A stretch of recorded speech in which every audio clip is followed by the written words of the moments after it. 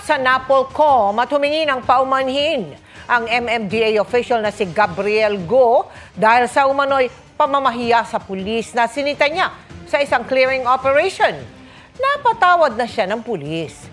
Pero tuloy ang reklamo nito laban kay Go at sa nag-post ng video ng insidente. Nakatutok si Oscar Oida. Nagkamayan at nagakbayan pa sina NAPOLCOM Commissioner Rafael Vicente Calinisan at hepe ng MMDA Special Operations Group na si Gabriel Go.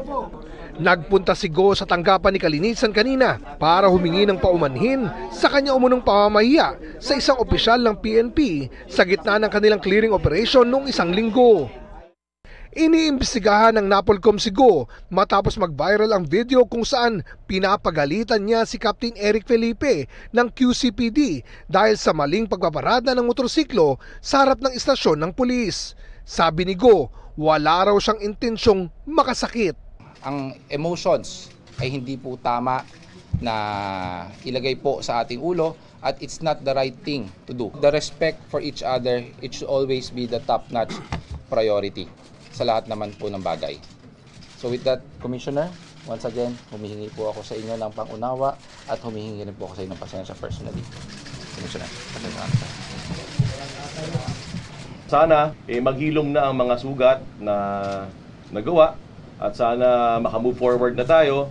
Huwag kayong mag-alala sa MMDA kasi di naman magbabago ang relasyon ng PNP, NAPOLCOM sa MMDA. We are your partners and we will still protect you.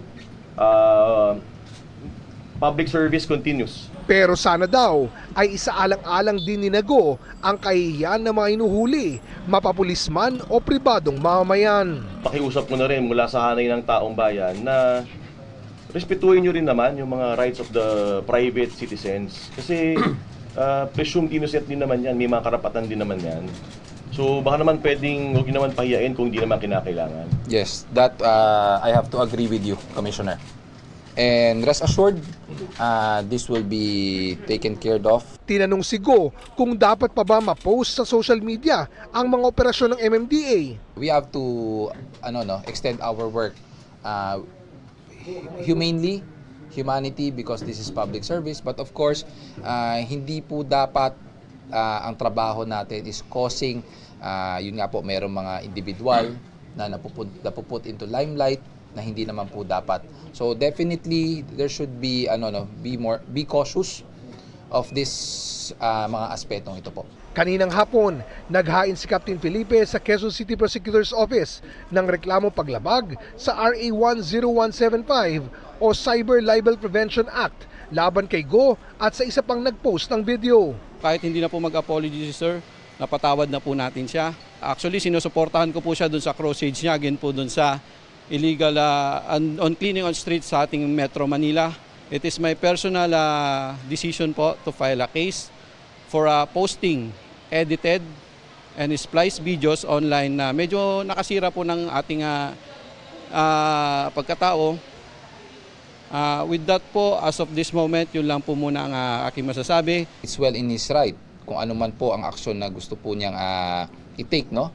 And if ever po tumuloy po ang actions or steps ni Captain Felipe, we will answer it on proper forum.